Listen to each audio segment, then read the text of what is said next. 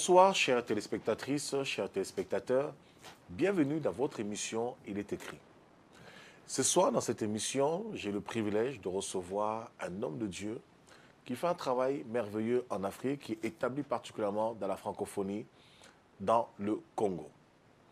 Cet homme, vous avez eu certainement l'occasion, l'opportunité de le découvrir à travers divers médias, et aussi divers supports.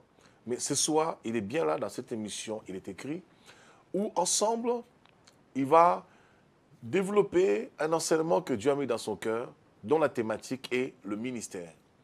Le ministère dans son sens le plus large, le ministère, c'est-à-dire les hommes dont, ministère de la parole, le ministère aussi, le ministère de tous les croyants. Alors, je vous demande de disposer vos cœurs, d'ouvrir vos oreilles et aussi de vous munir de vos stylos, de vos blocs-notes, de vos bibles, afin de prendre des notes, car cet homme est un enseignant de la parole. Et je le crois, ce soir, vous mangerez une nourriture que vous n'avez pas eu certainement l'occasion de manger. Alors, sans plus attendre, je voudrais me tourner vers notre invité, le pasteur Blaise Pongo, qui se présentera lui-même pour vous qui le découvrez pour la première fois sur ce plateau. Il va se présenter et vous pourrez connaître un peu plus en profondeur l'œuvre que Dieu accomplit à travers lui. Bonsoir, homme de Dieu, pasteur Blaise. Bonsoir, apôtre. Comment allez-vous? Je vais bien, par la grâce de Dieu, on est là, on tient. Amen, amen. On tient, on tient. Amen. Ça donne déjà le tempo. Vous pouvez l'imaginer, on tient, ce qui veut dire qu'il y a de la persévérance, il y a des luttes, il y a des combats, mais nous tenons ferme.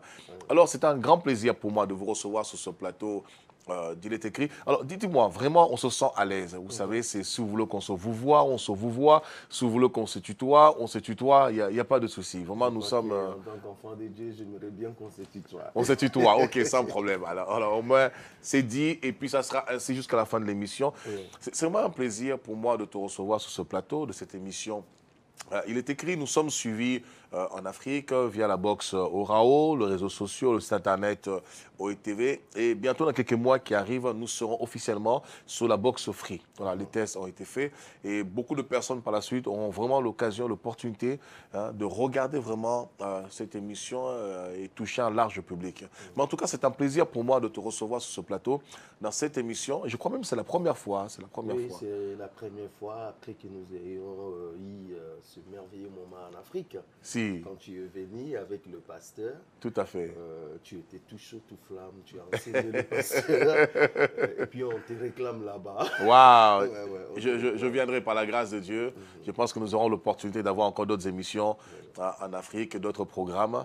Et en tout cas, c'était une belle expérience en Afrique, la réunion qu'on a eu à tenir ensemble en Afrique avec des pasteurs. Et ce soir, sur ce plateau, tu vas plus nous exposer un petit peu ton ministère. Pour ceux qui ne te connaissent pas particulièrement, du moins, je parle du public, les téléspectateurs et téléspectatrices de cette chaîne OETV qui ne te connaissent pas, qui te découvrent pour la première fois. Est-ce que tu pourrais te présenter, tu vois ta caméra qui est juste là, te présenter de façon succincte, en fait, d'où tu viens, qui tu es, ce que Dieu a accompli dans ta vie. Alors, on ne sait pas si tu es célibataire ou marié, parce que ça peut être aussi éventuellement... ça peut susciter aussi beaucoup d'ardeur et puis pourquoi pas. Au moins là, ça permet de mettre les choses au clair et ça nous permet de continuer cette émission paisiblement. Je suis le frère Blaise Pongo, je suis pasteur. Je suis établi à Kinshasa, République démocratique du Congo, et je travaille dans un ministère. Voici l'époux. Il y a même une chaîne sur YouTube, Voici l'époux, qui traduit exactement ce que nous sommes en train de faire.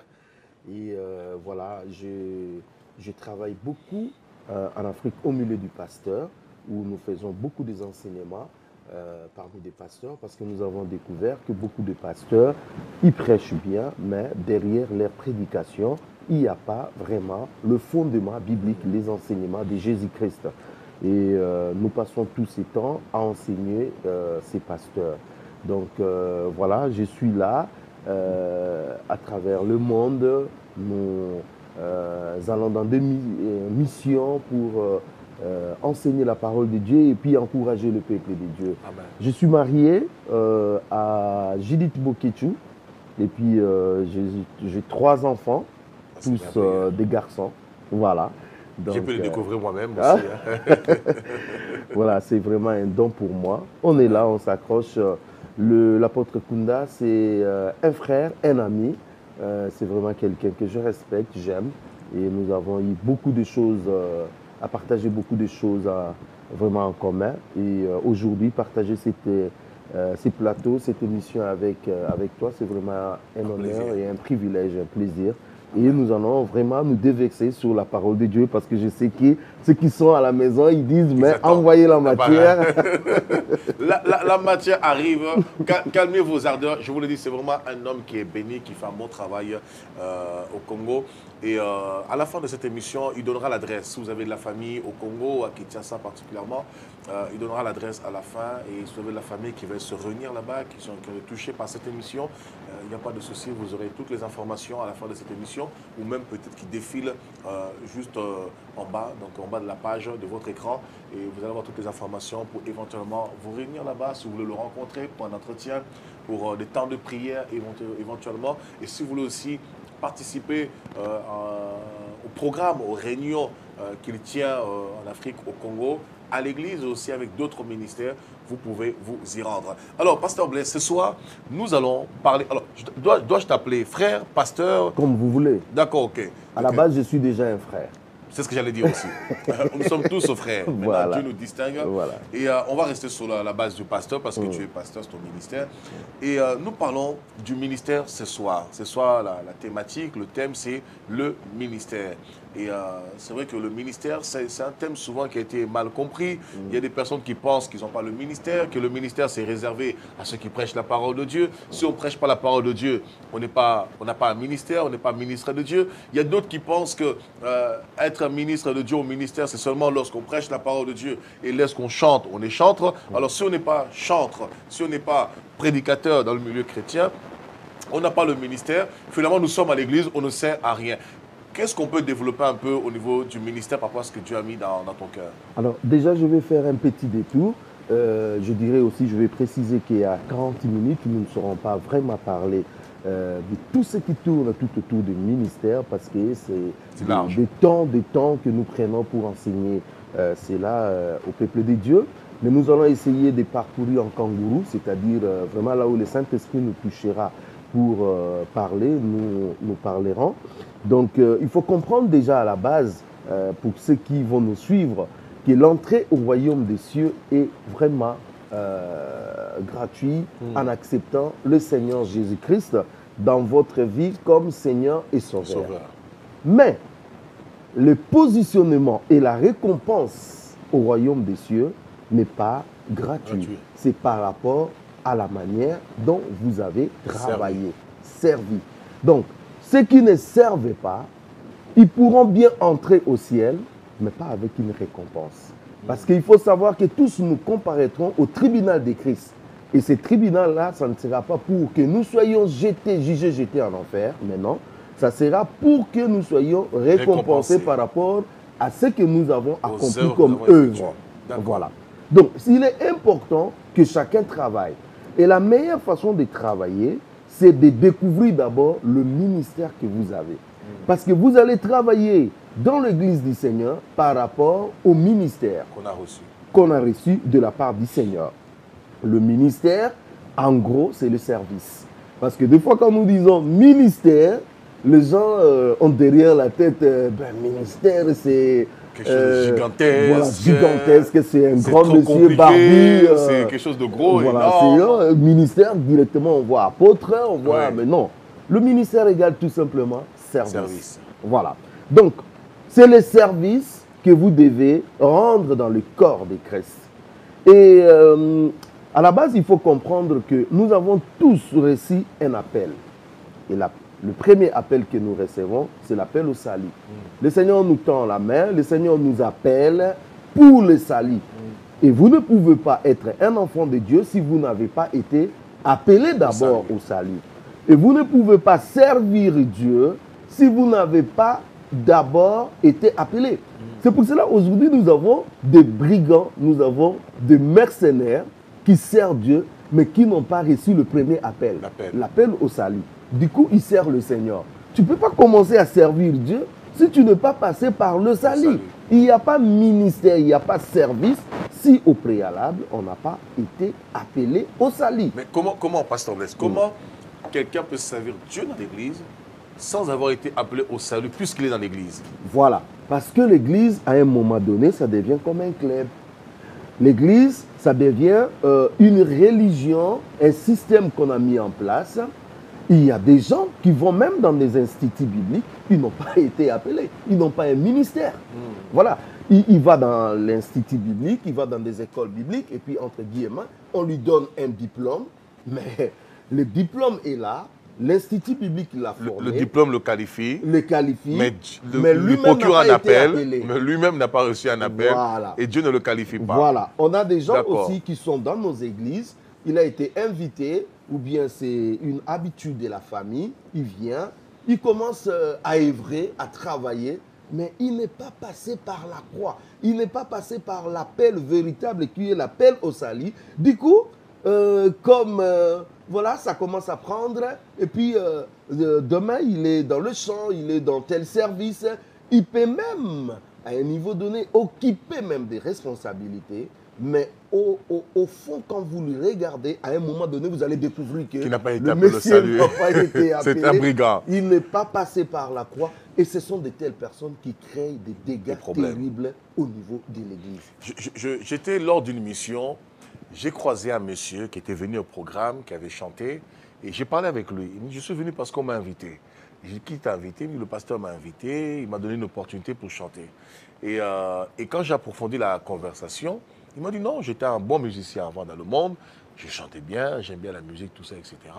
Et comme le pasteur, on se connaît très bien, il m'a invité pour chanter. Et la question que je me suis posée, mais quelqu'un qui vient pour chanter, je ne refuse pas.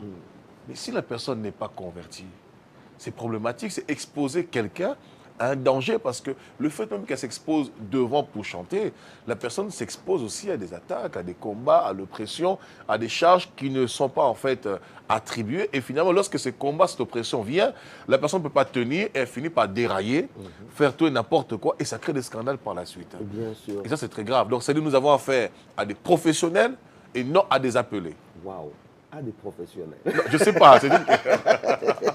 Non, j'ai aimé le mot professionnel. C'est-à-dire, des professionnels, ce sont des gens qui n'ont pas besoin de Dieu. Exactement. Ils ont juste besoin, ils ont leur connaissance, ils ont la matière, ils peuvent développer cela, mais ils n'ont pas cette communion avec Dieu. Ils travaillent par leur intellect, par leur... voilà. Donc, ils sont professionnels. Et aujourd'hui, l'Église est remplie de professionnels. Ce n'est pas aussi pour rien que voilà, l'État met profession pasteur. Alors, donc, ça veut dire que tous les pasteurs qui ont une profession de pasteur ou une profession pastorale sont des professionnels. Non, non, non, non. Il faut que nous soyons équilibrés. D'accord. Okay. Parce que là, j'imagine, il y a des pasteurs qui nous regardent, il y a des évangélistes, il y a des docteurs. Il faut que vous rentrez quand même à Kinshasa, quand vous allez rentrer, que vous savez quand même, vous atterrissez en paix quand même, parce que les pasteurs vont vous attendre à l'aéroport. Non, non, non, non. C'est-à-dire, avant qu'on mentionne que vous êtes profession pasteur, il faut d'abord que vous soyez appelé. Appelé par Dieu. On se comprend. Voilà. Si vous n'êtes pas appelé, eh bien, vous êtes tout simplement un vrai professionnel et là, ça n'a pas de sens. Donc, pour entrer, il faut comprendre que le premier appel que nous avons, c'est l'appel au salut. Et cet appel, nous tous, nous devons passer par la croix. Et lorsque nous sommes passés par la croix, là maintenant, il y a un autre appel qui s'est fait, c'est l'appel au ministère. Je rentre dans cette parabole de Matthieu au chapitre 25 des talents, où le Seigneur dit, à partir du verset 15, que voilà, on peut prendre ça vite fait. Si, bien sûr, bien sûr. Matthieu au chapitre 25, à partir du verset 14 même, hein, il en sera comme d'un homme qui, partant pour un voyage, appela ses serviteurs et leur remit ses biens. Voilà. Et la Bible dit, il donna 5 talents à l'un, 2 à l'autre, et au troisième à chacun selon sa capacité, et il partit. Donc vous voyez que il donne, ses maîtres donnent à ses serviteurs des talents pour fructifier, pour travailler avec. Donc c'est de même également, nous lorsque nous avons été appelés, Dieu nous a donné à chacun un don. Il nous a donné à chacun une capacité pour participer dans l'édification, dans le corps de Christ. Christ. Donc, ce qui me choque, c'est pour cela que je tenais à ce que nous partageons également sur le ministère, parce que ce qui me choque, c'est qu'il y a des gens qui sont sauvés, mais qui ne savent pas quoi faire à Dieu. C'est-à-dire, ils disent que non, frère pasteur, moi, je n'ai pas de ministère, moi, je ne sais pas ce que je dois faire pour Dieu, moi, je ne trouve pas ma place dans le corps de Christ. Non. Nous tous, nous avons une place dans les corps. Pasteur, c'est la question que je voulais poser. Parce que tout à l'heure, tu as dit quelque chose de très fort en disant, nous passons d'abord pour exercer le ministère, nous sommes d'abord appelés au salut. Après l'appel au salut, on exerce le ministère. Et tu as dit, tout enfant de Dieu doit exercer le ministère, parce que si on n'exerce pas le ministère, on sera sauvé, mais il n'y aura pas de rétribution, pas de récompense. Alors la question que je me pose, est-ce que tout enfant de Dieu sera récompensé? Est-ce que dans l'église locale, admettons, je ne parle pas de l'église dans son ensemble, mais dans l'église locale, une église de 1000 personnes, est-ce que ces 1000 personnes doivent exercer un ministère au sein de l'église? Non, non, non, non. Le ministère, déjà à la base, pour répondre à la première partie de la question, Dieu a tellement beaucoup de récompenses qu'il veut à ce que tous ses enfants soient récompensés. D'accord. Je ne vois pas Dieu être fatigué, dire que non, une partie sera récompensée, une autre partie ne sera pas récompensée. Injuste. Ça sera injuste. Le problème de la récompense, en réalité, ça ne dépend pas de Dieu, ça dépend de toi-même. De nous-mêmes. Donc, Dieu veut à ce que tout le monde travaille et qu'il ait des grandes récompenses. Et quand vous jetez un coup d'œil dans la Bible, voyez des gens des récompenses. Il y a des récompenses qui seront juste des éloges. Le Seigneur dira devant tous les cieux, bon et fidèle serviteur. Je m'imagine, Dieu appelle, nous appelons maintenant l'apôtre Steve Kunda, vous avancez, et puis il déclare devant tout le monde, bon et fidèle. Vous voyez un peu ce que ça fait. Les anges en train d'acclamer, tous les saints en train de sonner le chauffard. Voilà, et tout le monde dit, waouh, on lui a déclaré bon et fidèle serviteur. C'est déjà une grande récompense. Il y aura des couronnes.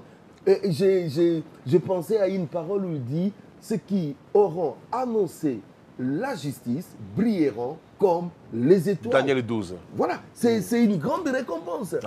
Nous serons positionnés. Voilà, il y a des grandes récompenses. Vraiment, pour cela, pas à dire. Maintenant. D'ailleurs, Jésus le dit à celui qui vaincra, je donnerai des arbres de vie dans le jardin de mon Père. Il lavera ses vêtements dans le sang de l'agneau. On aura des beaux vêtements. Voilà. Finalement, une parenthèse. Donc la sapologie, ce n'est pas un péché. La vraie sapologie du ciel. La vraie sapologie du ciel. Voilà. Okay, donc là, il y a des habits cousis voilà, au ciel là-bas. Ça sera tellement merveilleux. Je ne veux pas rater le ciel. Amen. Le ciel, c'est un rendez-vous merveilleux. Il y a de bonnes choses au ciel. C'est pour cela que nous ne devons pas rougir par rapport à ce que nous voyons aujourd'hui dans ce monde. Que nous ayons, que nous n'ayons pas, nous avons tout au ciel. C'est pour cela que tout enfant de Dieu doit travailler pour entrer au ciel. Sinon, ça sera vraiment du perte de temps. Alors, est-ce que dans une église de 1000 personnes, tout le monde doit exercer un ministère est censé d'exercer le ministère? Je dirais oui et non. Oui, nous devons tous les 1000 exercer le ministère parce que chacun de nous a reçu quelque chose. Mais seulement, ce n'est pas forcément dans une église locale que nous devons nous limiter. C'est là où ça devient problématique. Tout à fait. Parce que l'église a deux dimensions. Il y a la première dimension, la dimension locale. Nous exerçons dans une localité, dans un bâtiment, un lieu, et là une aussi, maison. il y a un problème parce qu'il y a le bleu livré. C'est-à-dire, tous ceux qui sont là ne sont pas forcément sauvés. Ne sont pas forcément enfants de Dieu. Donc, s'il y a 1000 personnes dans une église, tout le monde doit exercer un ministère, n'a pas le choix. Mais en même temps, tout le monde aussi ne peut pas parce que ceux qui ne peuvent pas, c'est livré. Livré. Mais des fois aussi, livré exerce dans l'église locale. Waouh! Quelle équation! Parce que... Je vous avais dit, prenez vos stylos, vous avez le chat, envoyez vos questions, posez vos questions. Nous ne manquerons pas de répondre. Ça commence à chauffer. Voilà. Voilà. Je reprends. Dans la deux dimensions de l'église, l'église comme église locale, un lieu. Là, vous avez 1000 personnes qui sont là. Je donne un exemple de 1000 personnes. Mais sachez-le que dans ces 1000 personnes, tous ne sont pas des dieux.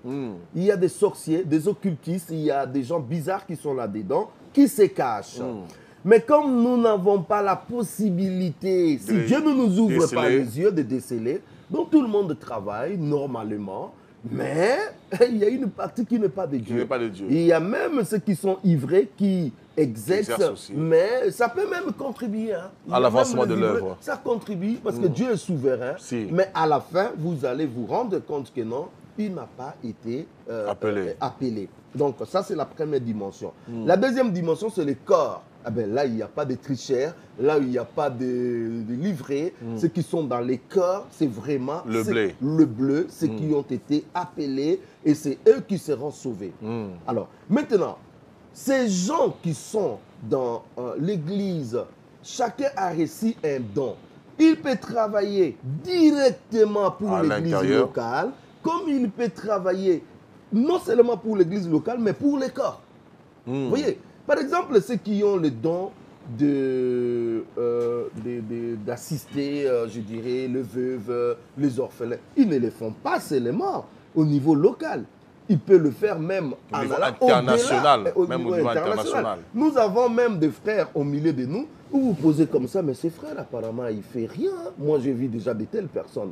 Mais il ne fait rien. Vous appelez le frère, mais comment vous n'exercez pas? Il dit non, non, j'exerce. Chaque dimanche, je vais voir le malade à l'hôpital. Oh Seigneur, excusez-moi. Il travaille. Parce que nous avons une mauvaise conception du ministère dans l'église. Le ministère déjà un pour nous, c'est dans l'église locale. Et finalement, ça devient un lieu de compétition où chacun veut démontrer que moi, je peux quelque chose, moi, je fais quelque chose. Et on a aussi limité, moi, je pense, on a aussi limité le ministère au fait simplement de chanter et de prêcher. Si quelqu'un chante, il est reconnu, ou peut-être on a pu limiter le ministère à ce qui est visible aux yeux de tous. Quelqu'un qui chante, quelqu'un qui prêche, quelqu'un qui préside, on a l'impression que la personne sert Dieu, mais lorsque on n'a pas forcément un ministère, c'est-à-dire qui nous expose aux yeux de tous, publiquement, on se sent comme si Dieu nous a abandonnés. Parce qu'il y a des chrétiens qui souffrent. Nous avons des gens dans les églises qui disent, moi je suis dans telle église, je ne fais rien, je ne sers pas Dieu, je n'avance pas, je n'évolue pas, je m'ennuie, j'ai quitté. C'est incroyable. Alors, quand vous voyez le fonctionnement du corps, parce que la Bible dit nous sommes membres les uns les autres. Quand vous voyez le fonctionnement du corps, vous allez vous rendre compte qu'il y a des membres qui sont visibles. Il y a aussi des membres qui ne sont pas visibles. Mais ces membres qui ne sont pas visibles fonctionnent. Je donne un exemple. La plupart des organes vitaux du corps ne sont pas visibles, sont cachés. Vous avez les reins, vous avez le cœur, vous avez des poumons, vous avez les cerveaux, tout ça, ça ne se voit pas. Cela veut dire, dans l'église, nous avons des personnes qui portent des fois une grande charge, mais qui ne sont pas visibles. Ils sont vraiment cachés, ils sont dans l'anonymat. Et des fois, nous qui sommes visibles, nous croyons que nous aurons une grande récompense au ciel parce que nous avons été visibles. Non. Et là aussi, je vais parler, je mets une parenthèse. Très bien. C'est que la récompense au ciel, ce n'est pas parce que vous avez été pasteur, visible ou pas mais visible. c'est parce que vous avez été fidèle par rapport votre au fonction. Service. Amen. Vous voyez, c'est-à-dire, vous pouvez être pasteur, mais vous aurez une petite récompense parce que vous avez été infidèle, négligent. parce que vous avez été négligent. Mais cette maman-là, dont le Seigneur a dit, ton problème, c'est prendre 1 heure chaque jour prier pour mon église. Et cette maman s'applique 1 heure chaque jour pour prier son église. Au ciel, cette maman aura une grande récompense. Amen. Une grande récompense, alors qu'elle n'a pas été connue, alors qu'elle n'a pas été visible, mais seulement elle a été fidèle par rapport au service que Dieu lui a demandé. Amen. Et je disais que le ministère égale service. Chacun de nous a un service. Et quand ici on dit service, on n'a pas défini en fait quel service pour telle personne. C'est Dieu lui-même qui définit le service dans la personne. Amen. C'est pour cela que vous ne pouvez pas imposer quelque chose à la personne. Et il y a des fois les gens qui viennent me dire, ils me posent la question, pasteur, je n'ai pas un ministère. Des fois je réponds seulement, je dis, qu'est-ce que vous savez faire? Il dit, Tout à fait. moi je sais faire ça, ça. J'ai dit, c'est ça ce que Dieu te demande. Amen. Parce que Dieu ne peut pas te demander quelque chose que Que toi, tu ne sais pas. Tu ne sais pas. Et ou donc tu ne es sauras incapable. pas. Tout Non, à fait. Dieu nous donne des capacités. Des fois même des dons naturels que nous avons. C'est ça aussi, en fait, ce que Dieu nous demande de servir. C'est là où je voulais en venir. Parce que souvent, lorsqu'on parle aussi de servir Dieu, on parle des dons, des compétences qu'on peut avoir. La plupart du temps, les gens veulent des dons spirituels. Le parler en langue, toujours pareil. Je pense que nous avons un problème. Le complexe vient de ce qui est visible et de ce qui est invisible. Parce que l'homme s'arrête à ce qui frappe les regards. Quand le don est visible, il est manifeste, là, ça attire le regard. La prophétie, le parler en langue, toutes ces choses-là. Donc, les gens, quand ils n'ont pas ça, ou le don de vision particulièrement, quand les gens viennent témoigner, j'ai vu cela, Dieu m'a montré cela, etc. Donc, les gens, ils ont l'impression qu'ils n'ont pas de don. Ils se disent, mais moi, depuis que je prie, je n'ai pas un don spirituel. J'ai eu des gens qui m'ont dit, mais apôtre, je n'ai pas de don spirituel. Est-ce que c'est normal? Parce que tout le monde a un don. Telle personne chante, telle personne prophétise, telle personne parle en langue. Mais moi, je n'ai pas de don. Mais la personne, par contre, peut très bien gérer les finances, tel que personne d'autre ne peut gérer les finances. Voilà. Ça, c'est un exemple que je donne, bien sûr. Bien sûr. Où la personne peut être gérer toute l'organisation de l'Église. D'une manière que si vous mettez quelqu'un d'autre qui peut même prophétiser, parler en langue, vous le mettez zéro dernier de la classe. Voilà. Donc, à la base, nous tous, nous avons été sauvés. Nous avons hérité les salis. Nous tous, nous devons produire des fruits de l'esprit. Amen. Nous tous, nous pouvons exercer des dons spirituels. Des dons spirituels sont à la portée de tout le monde. C'est pour cela, Paul dit aspirer. Nous devons aspirer aux dons spirituels. Je suis contre des chrétiens qui ne veulent pas des dons spirituels. C'est à notre portée. C'est pour le travail. Nous devons, au moins, un chrétien doit se retrouver avec un don spirituel. Je dis au moins. Mais à une grande dimension, vous allez voir que les dons spirituels vont commencer à se manifester les uns après les autres. Donc, vous voyez que nous avons tout ça à notre portée. Maintenant, votre capacité que Dieu vous donne, ça peut être déjà l'élément constructif de votre ministère.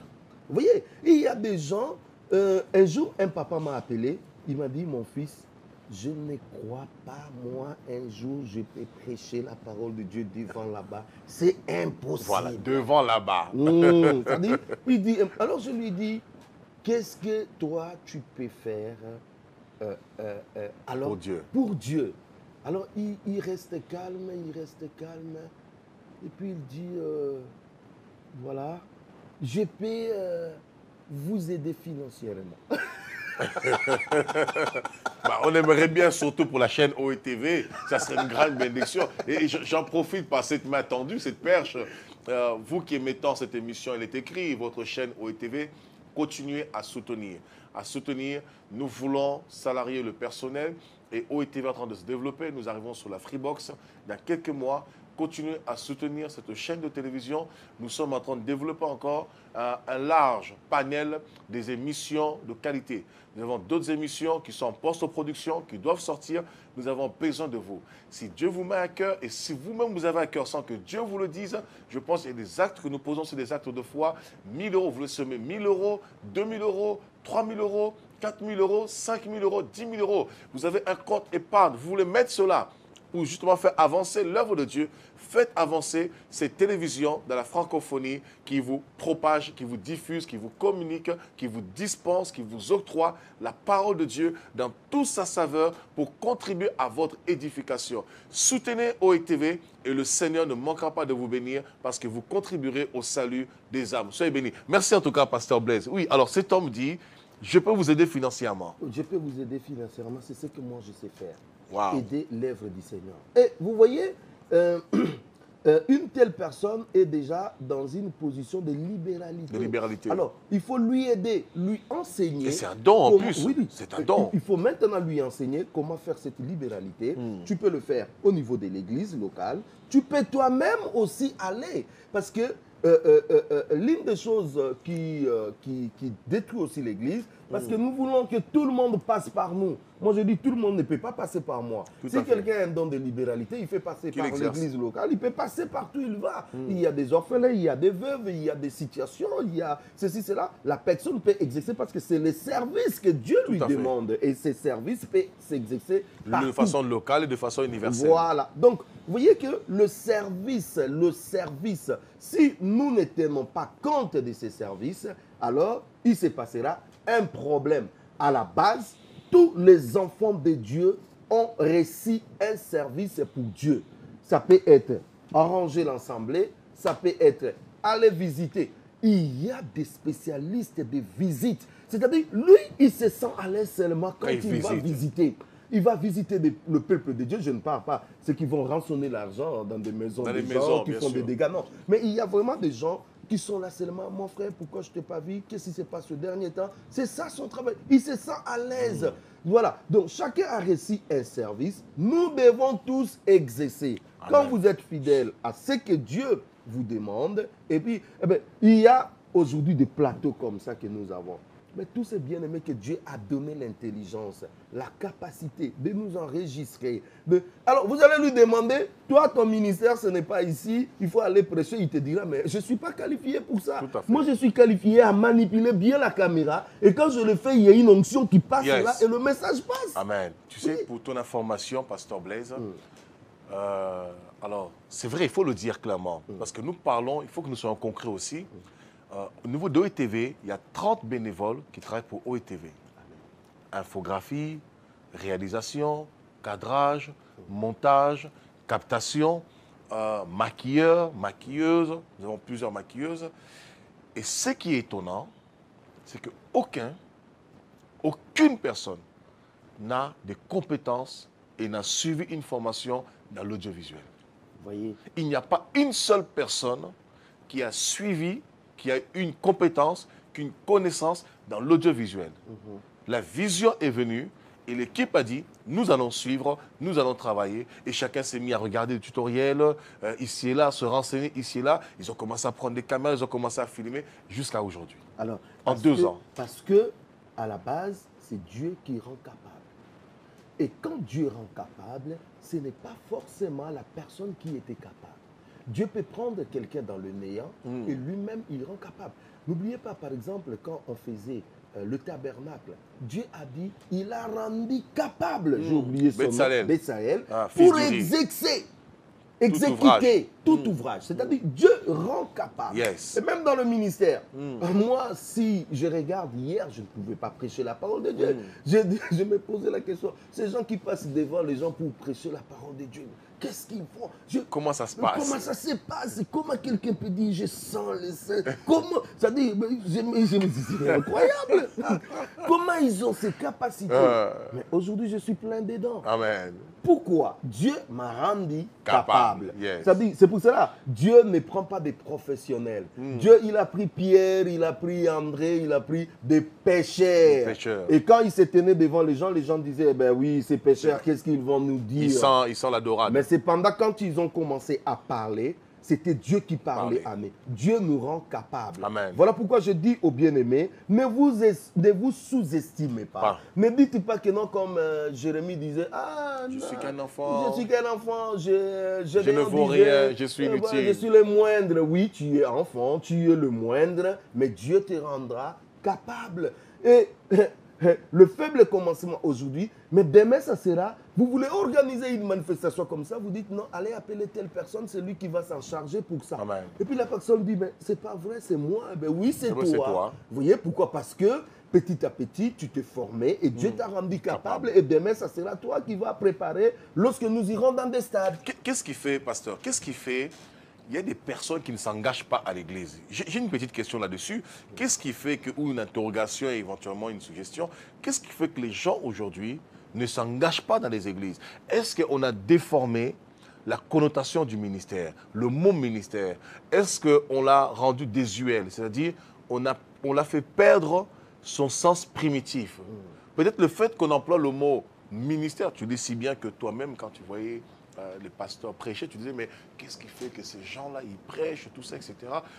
Est-ce que finalement, le mot ministère, on n'a pas plus associé au ministère de la parole, ce qui fait que ça nous paraît tellement loin, distant, trop gros pour nous, alors on se sent inutile, diminué, on ne fait rien dans l'Église. Est-ce que ce n'est pas à cause de ça? Qu'est-ce qui fait que les gens ne sont pas plus engagés? Est-ce qu'il ne faudrait pas peut-être, à la place du mot ministère, employer le mot service? Voilà. C'est comme j'ai dit, le ministère égale service. Donc, service, ministère. Mais vous savez, il y a des mots qui passent mieux à l'entendement et qui sont plus doux. Le problème, c'est que nous avons été mal enseignés à la base. C'est-à-dire, lorsque on nous a dit ministère, Pasteur. on a fait seulement savoir ou porter le 5 regard. ministères de la parole. Donc, et maintenant, les 5 ministères de la parole, là aussi, on n'a même pas encore touché là parce qu'il y a à manger, à boire. Je ne suis pas encore là. Je suis vraiment encore en train de parler pour nos bien-aimés, les encourager. C'est-à-dire, on a détourné l'attention du ministère qui est au niveau de la parole. C'est vrai que la parole de Dieu a une place vraiment de choix dans l'Église parce que l'Église est bâtie par rapport à la parole de Dieu. Donc, on a beaucoup plus mis en avant le 5 ministères de la parole. Et là même, les 5 ministères de la parole, on a encore déformé parce que pour être pasteur, pour être... déjà, dans mon pays, un jeune homme ne peut pas être pasteur. On dit il est évangéliste. Moi, je ne sais pas qui a donné le principe que des jeunes gens qui viennent, ils sont d'abord évangélistes. Non, parce que pasteur, c'est au-dessus de tout. Il faut avoir quel âge? Il faut avoir quel âge pour être pasteur? Non, c'est un problème. C'est un vrai problème parce que le ministère n'a rien à voir. Dieu dit à Jérémie, quand tu étais dans le ventre de ta mère, je t'avais déjà consacré prophète. Mais il n'était pas. Voilà. Dieu l'a laissé vieillir quand même. Non, en fait, le ministère, ce n'est pas quelque chose qu'un homme nous donne. Le ministère, je dis toujours aux gens, le ministère, c'est quelque chose que Dieu te donne. Qui vient de Dieu. Le ministère, tu rendras compte à Dieu. Ça, c'est clair. Quand quelqu'un a son ministère, il rendra compte à Dieu. Et moi, aujourd'hui, en tant que pasteur, quand quelqu'un vient, il me dit que non, frère pasteur, j'ai un ministère. Je ne peux pas contester son ministère. Ce que je cherche, c'est de voir le fruit de son ministère. Voilà, je vois le fruit. Est-ce que vraiment il a le ministère pastoral tel qu'il est en train de me dire? Je vais chercher le fruit. Et l'Église ne fait pas de ministère. Ça, c'est une chose à souligner. L'Église ne fait pas de ministère. L'Église reconnaît des ministères. D'accord. Cela veut dire que la personne a reçu son ministère de la part de Dieu. C'est Dieu qui lui a donné le ministère. Moi, en tant que responsable, je vais seulement voir le fruit de ce ministère. Voilà, et si je vois le fruit des ministères, je reconnais ce ministère. Donc, je pense que nous allons voir une autre émission où nous allons plutôt nous attarder sur les 5 ministères de la parole. Comment ça fonctionne. Comme nous avons développé déjà sur le ministère dans son ensemble de tous les chrétiens, de tous les croyants, qui sont tous au service de Dieu. Alors cela demande, parce que nous arrivons déjà à la fin de cette émission, mais du temps à mon oreille qu'il nous reste 2 minutes avant de rendre l'antenne. Je pense qu'à la prochaine émission, nous pourrons développer un petit peu les 5 ministères de la parole de Dieu. Pasteur, docteur, évangéliste, prophète, et très très vite. Pour voir un petit peu... Non, parce que j'ai déjà annoncé en fait à nos téléspectateurs que te recevoir sur le plateau, c'est succulent, c'est mielleux, parce que le temps, on ne le voit pas. Et oui, le temps est déjà passé. Il nous reste 1 minute avant de rendre l'antenne. Et seulement des temps profonds, puissants et des messages puissants que nous partageons. Et c'est important que chacun puisse être avisé, que chacun puisse être libéré et une bonne compréhension pour mieux servir Dieu. On ne peut pas servir Dieu si on n'a pas été préparé au préalable. On ne peut pas servir Dieu aussi si on n'a pas compris, parce qu'on ne peut que servir par rapport à ce que nous avons entendu, tout comme la foi vient de ce qu'on entend. Donc c'est très très important, vous comprenez cela. Alors nous ne voulons pas brûler les étapes. Cela demandera une seconde émission où nous allons plutôt développer les 5 ministères de la parole, comment devenir-t-on pasteur, évangéliste et tout ce qui s'ensuit par la suite. Alors juste pour finir, avant le mot de la fin, le ministère de tous les chrétiens. Donc tous les chrétiens dans l'Église peuvent servir Dieu. Tous les chrétiens dans l'Église, comment dirais-je, ils ont un service. Bien sûr, quand je dis tous les chrétiens, on l'a très bien compris. Il y a le blé et livré, même si parfois même livré aussi se met à servir, mais au fond, il n'a pas été appelé. Donc on se concentre plutôt sur ceux qui ont été appelés, parce que Jésus, Dieu, cherche ceux qui ont été appelés, parce qu'il viendra chercher son Église et non livrés. Mais c'est important de comprendre cela, parce qu'il y a des gens qui vont se dire, ah, mais tel frère est tellement investi, j'ai l'impression qu'il fait tellement tout, il est tellement investi que moi je ne sers à rien. Alors que ça se trouve peut-être que le frère c'est un livré, c'est livré.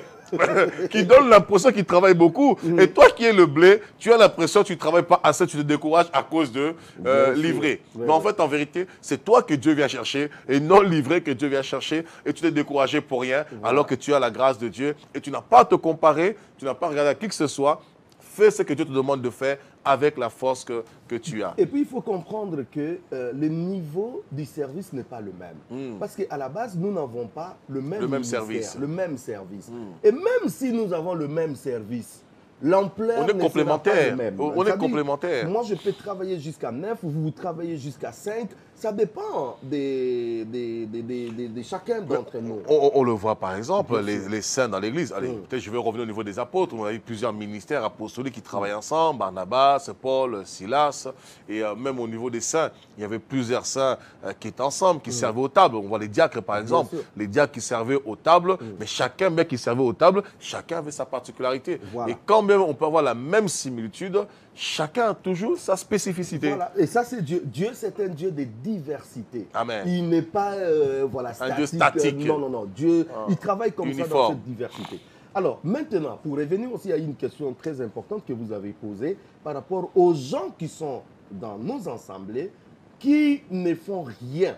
Ah ben, ces gens-là ont besoin des enseignements. Ce sont des enseignements qui les aideront à comprendre qu'eux aussi, ils ont quelque chose qu'ils peuvent donner, mettre au profit pour le corps de Christ. Ils sont utiles. Donc, il faut vraiment des enseignements. Vraiment enseigner par rapport à ça. Et deuxièmement, il faut du temps.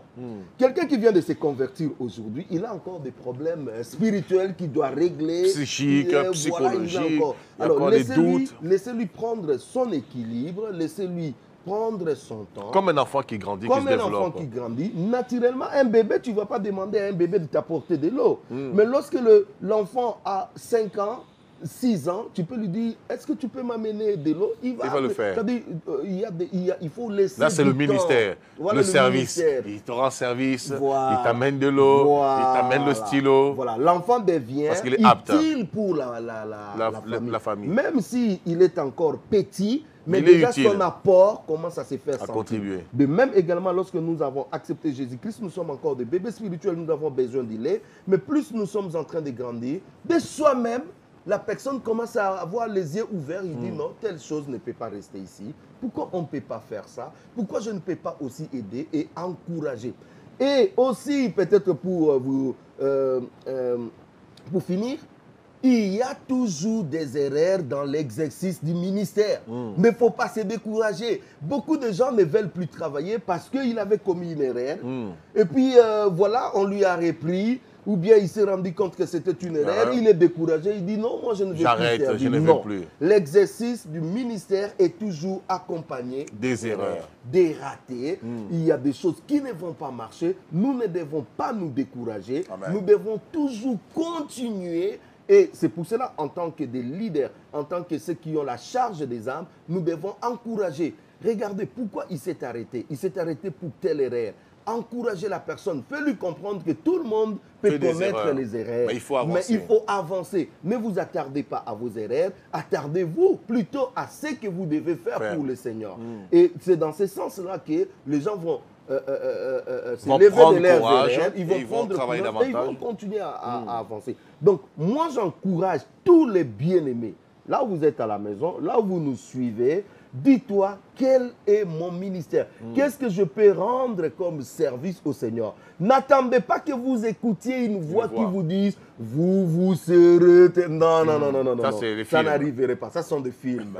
Donc, suivez ce que le Seigneur a mis dans votre cœur. Vos aptitudes déjà physiques, vos aptitudes intellectuelles peuvent déjà définir le service que vous pouvez rendre au Seigneur. Amen. Donc, si vous n'êtes pas totalement impliqué, c'est pour cela, dans l'Église, nous avons des pôles. Nous avons le pôle de la parole, les 5 ministères, et nous avons le pôle de tous les autres ministères. Voilà, c'est-à-dire on peut servir comme des diacres, ainsi de suite. Donc, cela veut dire qu'on peut servir sur le plan matériel, on peut arranger telle chose, on peut asseoir l'administration, on peut faire ceci, on peut faire la sécurité, on peut faire ceci. Vous savez que lorsque nous organisons des grandes manifestations, c'est alors que nous reconnaissons que des frères qui font la sécurité, là, ils sont importants. Et là, nous, les frères, nous avons besoin de la sécurité. Nous avons besoin même de ces frères chauffeurs pour faire des navettes. Pour faire des navettes. Vous voyez tout ça, ça dit, ils sont importants. Mais ils ne vont pas peut-être prophétiser. Ils ne vont pas peut-être faire grandes choses en termes de la parole visible. Mais là, qui est efficace. Vous voyez ces frères s'investir et vous bénissez le Seigneur. Vous dites, Seigneur, merci parce que j'ai ce tel frère à l'église. Parce qu'il a fait un bon travail. C'est-à-dire encourageant et que chacun de nous prenne sa responsabilité parce que la récompense dépendra de votre service. Wow. Alléluia. Gloire à Dieu. Vous l'avez entendu. Je ne sais pas si c'est le mot de la fin. Ça, c'est notre mot de la fin. Ouais, pour les personnes qui nous regardent, si tu as un dernier mot de la fin à leur adresser, pour les encourager. Je vous encourage à entrer pleinement dans votre ministère. Faites ce que Dieu vous a demandé de faire et faites-le avec fidélité. Ne le faites pas pour plaire à une personne. Ne le faites pas pour le pasteur. Ne le faites pas pour une telle personne. Faites-le parce que vous faites le service de votre Père qui est au ciel. Amen. Et c'est lui qui va vous récompenser. Amen. Si vous faites ce que Dieu vous demande de faire, vous êtes une personne bénie. Et je vous bénis parce que vous allez travailler vraiment pour le Seigneur et que nous verrons des fruits. Amen. Voilà, c'était le mot de la fin du pasteur Blaise Pongo. Soyez grandement bénis, soyez encouragés et fortifiés. Pasteur Blaise, pour toutes les personnes, avant que je rende l'antenne, pour toutes les personnes qui voudraient te rencontrer en Afrique, est-ce que tu peux donner ton adresse, éventuellement tes coordonnées, bien que je sais qu'ils s'affichent en bas de l'écran, mais les personnes qui voudraient éventuellement s'y rendre, est-ce que tu peux apporter des plus amples informations? Alors, nous avons déjà un numéro de téléphone, plus 243 081 507 1515. Plus 243 081 507 1515. Ça, c'est mon numéro. Et l'Assemblée, nous nous réunissons sur Petro-Congo, Massina Petro-Congo, sur la route Petro-Congo. Vous entrez avenue Démocratie 3, numéro 25. Il y a Démocratie 1, 2, 3, 4. Et là, nous sommes dans Démocratie 3 numéro 25. C'est là où nous sommes. Nous sommes tellement à l'écoute de tous ceux qui nous suivent. Et également, nous sommes sur la RTNC 2, presque chaque dimanche à 9h juste, sur la RTNC 2. Amen. Voilà, vous avez toutes les informations pour ceux qui voudraient éventuellement se rendre au ministère du pasteur Blaise Pongo et éventuellement ceux qui voudraient le contacter pour des conseils, pour la prière, pour diverses suggestions, des remarques que vous aurez par rapport à votre marche spirituelle. Et si vous avez été impacté par cette émission au niveau du service, vous avez peut-être peur de vous engager avec Dieu, vous avez des doutes, vous avez des aptitudes, mais vous hésitez encore. Ou des fois vous vous posez la question, est-ce que je peux, est-ce que j'y arriverai? À travers cet enseignement, je pense que vous avez été bénis, mais toutefois, vous pourrez appeler l'homme de Dieu qui saura vous donner des conseils avec sagesse, sous la conduite de l'Esprit, pour vous permettre de servir Dieu avec fidélité, intégrité et aussi d'être récompensé lorsque vous serez au ciel définitivement, physiquement. En tout cas, soyez grandement bénis, que la grâce de Dieu repose sur vous, que le Seigneur vous permette à travers cet enseignement que vous puissiez le mettre en pratique et que cela produise de grands fruits dans vos vies. Continuez à suivre votre émission et je vous invite à nous retrouver tous ensemble pour une prochaine émission d'Il est écrit.